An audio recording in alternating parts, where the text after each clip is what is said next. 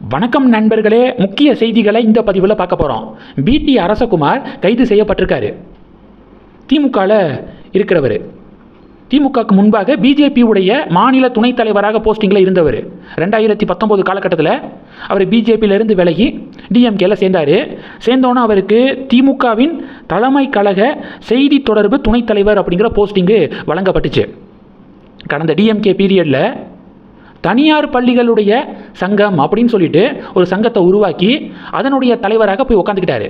இப்போ அவர் மேலே என்ன புகார் தெரியுமா? தனியார் பள்ளி தொடங்குவதற்கு கவர்மெண்ட் கிட்ட பர்மிஷன் வாங்கி தரேன், அனுமதி வாங்கி தரேன் அப்படின்னு சொல்லிட்டு 100 கோடி ரூபாய்க்கிட்ட ஊழல் பண்ணியிருக்காரு, மோசடி பண்ணியிருக்காரு அப்படிங்கிற புகாரின் அடிப்படையில் கைது செய்யப்பட்டிருக்காரு பிடி அரசகுமார்.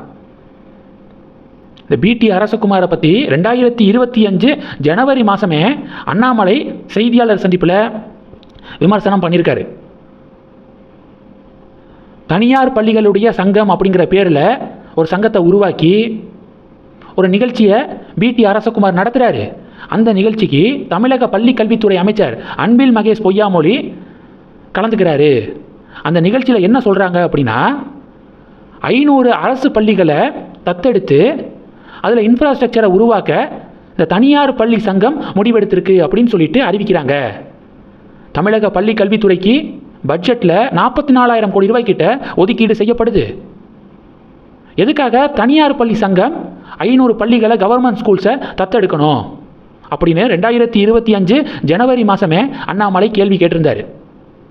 அன்றே கணித்த அண்ணாமலை இவங்களுடைய தில்லுமுள்ளுகளை அப்படின்னு சொல்லிட்டு இப்போ அண்ணாமலைக்கு பாராட்டுக்கள் குவிந்து வருது. சில பேர் அன்பில் மகேஷ் பொய்யாமொழி அவர்களையும் விசாரிக்கணும், இந்த 100 கோடி ரூபாய் ஸ்கேம் நடந்திருக்குன்னு சொல்கிறீங்களே, அன்பில் மகேஷ் பொய்யாமொழியையும் என்கொயரி பண்ணணும் அப்படின்னு சமூக வலைதளத்தில் டிமாண்ட் பண்ணுறாங்க.